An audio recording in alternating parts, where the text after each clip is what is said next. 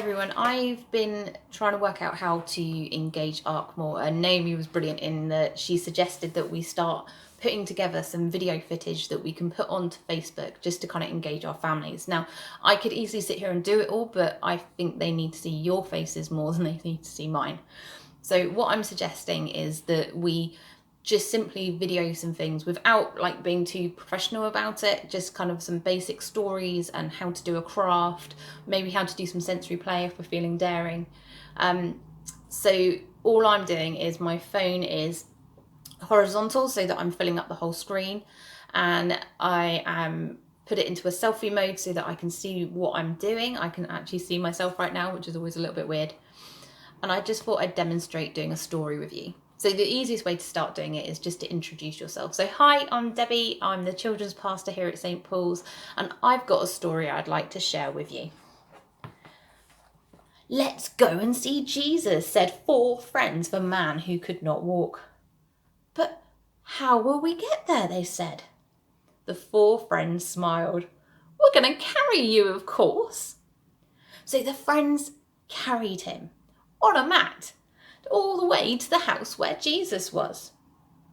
Jesus can make things different for you, they told. But the house was already full of people.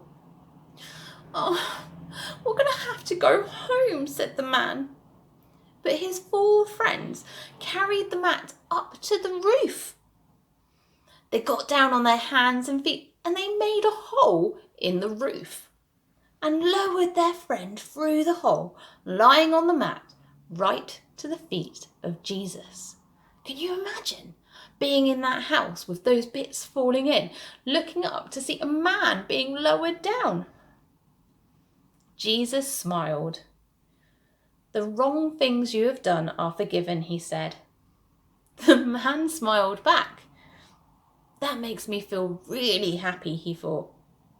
And then Jesus said, get up, pick up your mat and walk. And the man did. I can walk, he said. What a difference Jesus has made to my life. Jesus wants to make a difference to all our lives. It's been great sharing a story with you.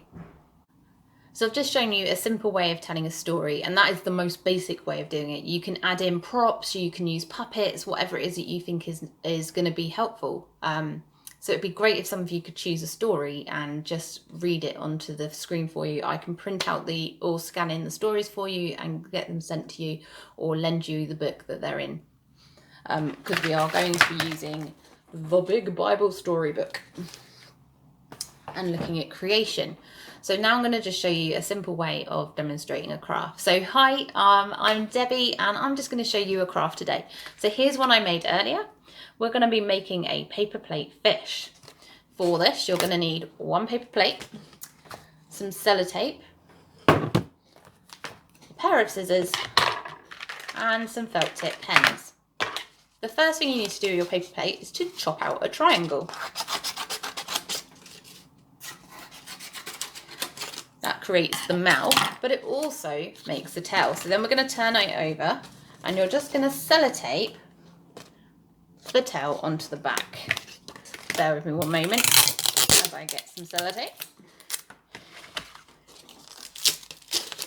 Voila, we have one fish shape. Now every fish needs an eye, so if you've got a googly eye, you might want to stick a googly eye on there, or just as I am, drawing it on with some felt tips. And there we go, it already looks like a fish, which means you can now decorate with a little bit less rush than I have how to make a fish. And why not make a whole wave of fish? Brilliant, enjoy the craft and I'll see you next week for another session. And that's just a simple way of demonstrating a craft or a sensory play activity and how to make a sensory tray. Again, I'd love it if you'd go onto the sheet and pick 1 or 2 of these things that you could do. Thanks. Bye for now. If you've got any questions, do give me a buzz. Bye.